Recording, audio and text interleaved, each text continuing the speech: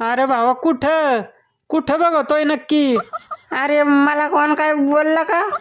अरे बाबा तुलाच बोललो की.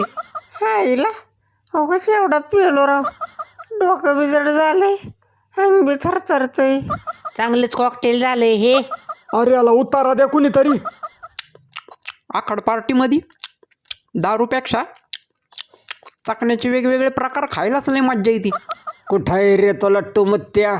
हाताने फॅन कोणी बी थांबवल, माझं सारखा जिबीने फॅन थांबवून दाखव.